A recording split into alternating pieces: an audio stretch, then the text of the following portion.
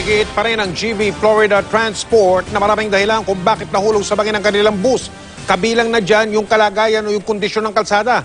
Pero naninindigan naman ang LTFRB na nagkulang ang kumpanya sa pagtitiyak ng kaligtasan ng kanilang bus. Nakatutok si Ian Cruz. Kondisyon ng kalsada ang isa sa mga itinuturong sanhi na aksidente ng GV Florida Transport batay sa isinumiting paliwanag ng abogado ng kumpanya sa LTFRB.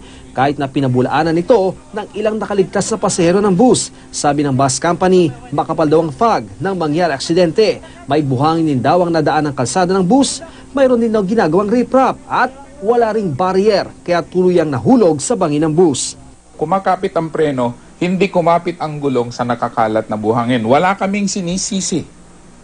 Wala kaming sinisisi dito. Ipinapaliwanag lang namin yung sitwasyon doon sa pinangyarihan ng aksidente.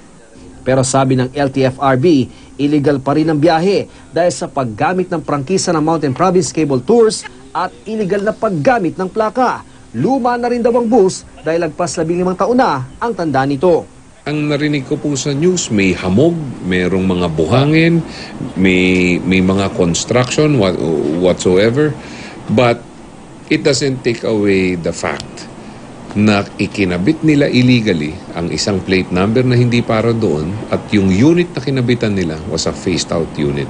Tuloy-tuloy inspeksyon ng LTFRB, ang LTO, tuloy rin sa roadworthiness inspection sa fleet ng Florida Transport. Sa 28 bus na nasuri ng LTO kahapon, 2 ang bumagsak sa emission testing. 2 naman ang kinakitaan ng defective windshield. Sa 25 bus na sinuri naman ngayong araw, 11 raw ang bagsak sa emission testing, may defective windshield at may minor defects na dahilan para ideklarang hindi roadworthy ang ilang units. Halos kalahati rin ng na-inspeksyon na bus, kulang o walang body markings. Major part yun, seatbelt.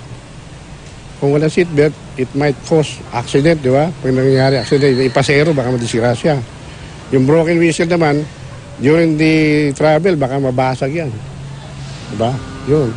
Kaya hindi roadworthy yun. Ang mga driver at konduktor ng GV Florida Transport tuloy ang road safety seminar sa LTO. Lahat sila umaasang makakabiyahing muli. Hindi rin naman daw sila nagpapabaya sa kanilang tungkulin. Yun ang utos ng kumpanya. Obligado akong gigisingin yung natutulog. Papalitan na. Pero daraan daw sa butas ng karayom sa LTFRB kung mapapayagan ng partial lifting ng preventive suspension.